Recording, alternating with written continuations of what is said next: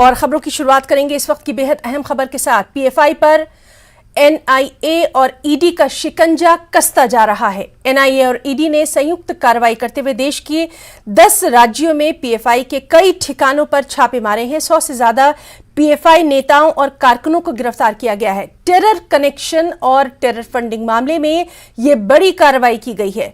इस joint operation के तहत बिहार, केरल, आंध्र प्रदेश, तेलंगाना, दिल्ली, उत्तर प्रदेश, राजस्थान, कर्नाटक, महाराष्ट्र में यह कार्रवाई की गई। केरल से 22, कर्नाटक और महाराष्ट्र से 20 और तमिलनाडु से 10 लोगों को गिरफ्तार किया गया है। वहीं हैदराबाद के चंद्रायनगुट्टा में पीएफआई के दफ्तर को ही सील कर दिया गया है। तमिलनाडु, केरल और कर्नाटक में एनआईए और ईडी के ज्वाइंट ऑपरेशन के खिलाफ प्रदर्शन भी किया गया।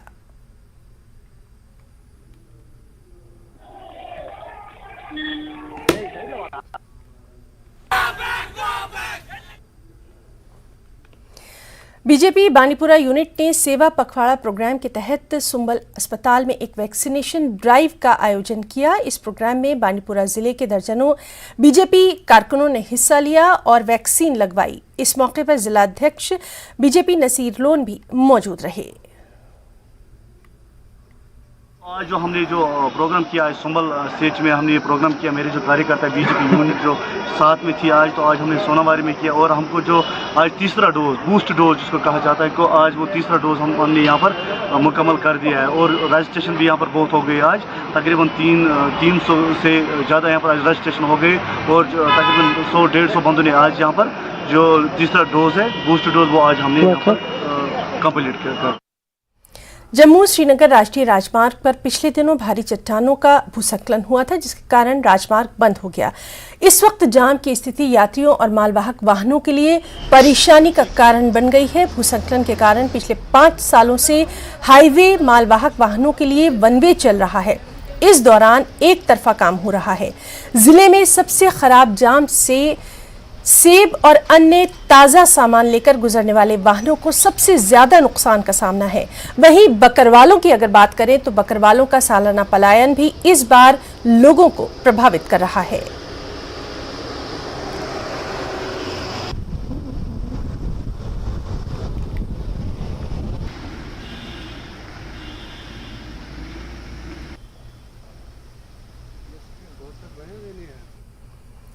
एक तरफ जहां पूरा देश आजादी का 75वां महोत्सव मना रहा है, वहीं विधानसभा क्षेत्र आरएसपुरा का एक गांव अलावल चक, यहां के लोग आज तक सड़क के लिए तरस रहे हैं। लोगों को पक्की सड़क बनने का अभी भी इंतजार ही है। उनका कहना यही है कि लगभग 70 साल से रोड पर सिर्फ पत्थर दिखाई दे रहे हैं। छोटे छोटे बच्चे रोज इन पत्थरों पर गिरते हैं, उन्हें गंभीर चोटें आती हैं। बारिश के दिनों में यहाँ पानी भी भर जाता है। इतनी परेशानियों के बाद भी पक्की सड़क अभी तक यहाँ नहीं बन पाई है। नेता आते हैं, वादे करते हैं और चले जाते हैं, लेकिन उनके गांव में पक्की रोड नहीं बन रही। उन्होंने कहा कि इस बार अगर रोड नहीं बनी तो वो अपना वोट भी नहीं देंगे। ये इच्छा तुंदे अगे भी रोड बनना चाहिए। बड़ी उम्र हुई है, इत्थे 50 साल हुई आए दे, बट्टे के दिखे पिछे दे रोड दी किसे दिन 4 दिन आउंदे ने, रौला रूला पांदे ने, बाजे पूजे लांदे ने ते वोट पाट चुनदे ते बाद च कोई पुछदा नहीं तुस कुत्थे रौहने आले हो। 50-60 साल होई इस पिंड आए, पर इस पिंड दी नहीं सुनोई, तवियां विच सुनोची गई है। इत्थे कोई नहीं सुनने आला ते रोड बनना चाहिए। रोड नहीं, कोई कख नहीं, सारी उम्र खोबे च कड्ढी है, सुनदा कोई नहीं।